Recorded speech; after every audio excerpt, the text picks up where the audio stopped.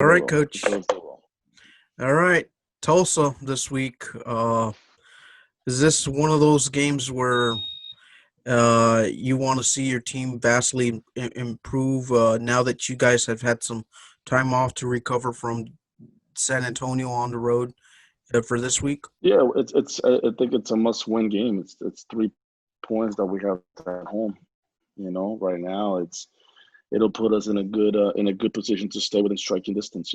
I think after giving away 2 points at OKC, and then at least giving up a point at San Antonio, that just didn't. It's important to make sure that we stay within striking distance.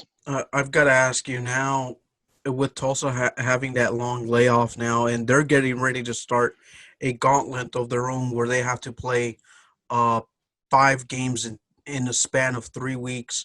Do you feel like your team has to take that initiative from like the first 15 to 20 minutes, perhaps get a goal in and try to put them under the pressure a little bit now? Honestly, I'm gonna be honest with you, Ray. We need to win. You know what I mean? I mean, for me right now, it's not about style points and all that stuff. I just think we need 3 points to get ourselves into the win column. So, because we can play very nicely, play very well, defend very. But if we don't get those 3 points, then we're back where we're back in a hole. That we haven't that we're gonna put ourselves deeper in. So I just think that we need to get the 3 points. Obviously, do we want to play better? Yes. Do we want to retain better position? Yes. Do we want to create more chances? Absolutely. But more importantly, is we need to score goals because I think we missed some pretty easy chances. And in the last 3 games, I would say, I mean, we missed some chances against San Antonio at home. We missed some chances against OKC to put them away on the road. And we missed 2 or 3 really good chances also at San Antonio to get something out of it. So it's like those golden opportunities have to be put in the back of the net, and so that's what we need to do. I going back on that last game against San Antonio, you lost Tyberson pretty early in the match within the first 35 minutes. You bring on Lucatero. What did That Lucatero hurt show us. you? It What did Lucatero show you? showed me that well, he put on a good shift. I mean, he was willing to want the ball. He was going at players. A couple of times he was taking guys on, attacking. I think in the final third, the last play, that last decision needed to be better. I mean, he had a good opportunity in which he took a blast, and then one of the defenders, just kind of stood his ground and headed out of it that could have tied the game for us. He just, I think he's coming around and getting more and more comfortable as time goes on. And so we're hoping now that, you know what I mean, if he gets an opportunity this Saturday that he can start scoring some goals because he was our leading scorer in the preseason. Um, and more along those lines with Lucatero, one of the stat lines that really impressed me was the uh, the dual recovery or the one-on-one duels that he had. He was very successful in that, and that was something that kind of like turned on my attention a little bit because he recovered balls to try to restart the attack for you guys. How important is that for your team just going forward into Saturday night's match? Absolutely, it's Tulsa's a team that likes to possess the ball, so we have to make sure that we're able to take the ball away from them. So when they have it, we got to take it away, and more importantly, when we have it, it's about keeping it because I think that's where we've had most of our problems is our inability to retain the ball and show some patience when it needed to show to be, and then having that killer instinct when we needed to have it. And moving on, defensively, Robert Castellanos had the captain's armband. He played really, really well against San Antonio. Uh, I guess he was one of your more successful defenders out there on the pitch. Is that the type of qualities you like to see from a captain? Yeah, it's the type of qualities that we know that Robert can bring. He's a player that now he's had 3 really good games in a row, and we're hoping that he continues. I think that's one of the things is that he's lacked some consistency, whether it's playing consistent games or sometimes even just his consistency within the matches that he's played. So now he's playing on a regular basis, and hopefully that gives him the confidence and the consistency that he needs to make sure that he stands out. He's a player that has a lot of ability. There's moments in which when he keeps things simple, he's very, very good. There's moments when we ask more of him, and he has done it. So I'm very happy with his performance. And the other thing is he's a threat on the offensive end.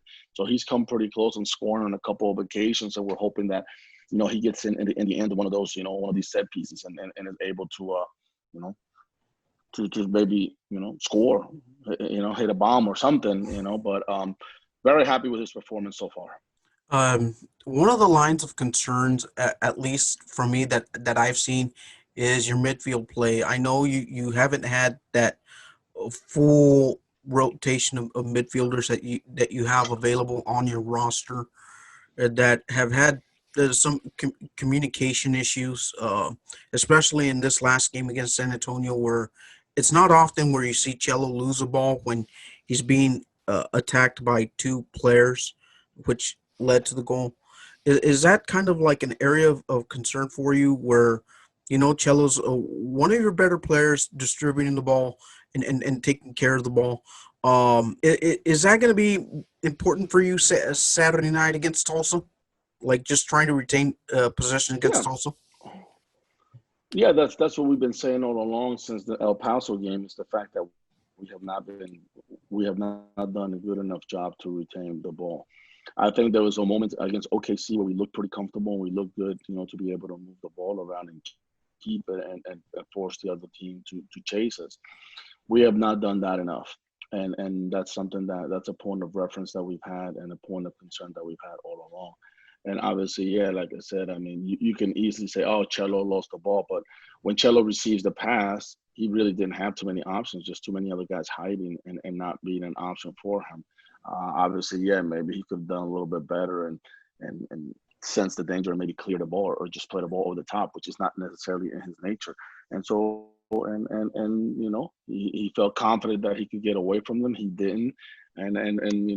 And sometimes it happens. We got punished because of that mistake. But at the same time, that's not a lose of faith in Charlo or his decision making. No, we just need more guys to make themselves available and to show up to play, to show up. Not just be a body, not just be out there, but actually want to make plays. There's been too many occasions where guys, we have almost or it's so close. Well, that's we got to make sure that we punch the ticket. So close it's not good enough. We have to make sure that we do finish the play, and especially in the defensive, put the ball in the back of the net. You mentioned that Tyberson was a very big piece that went down against San Antonio. How important is he for your offense? Or not? So he's a player with a lot of capabilities. He's a player with a lot of ability. He's very good 1v1. More importantly, he was one of the players that's not afraid to receive the ball, whether he has someone on his back. So keeping possession is pretty good. And obviously on the offensive end, he has certain capabilities to score goals or get himself into goal scoring positions.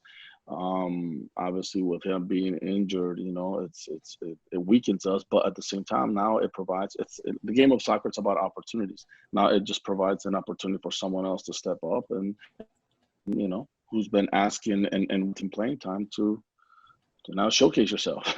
So. Last question.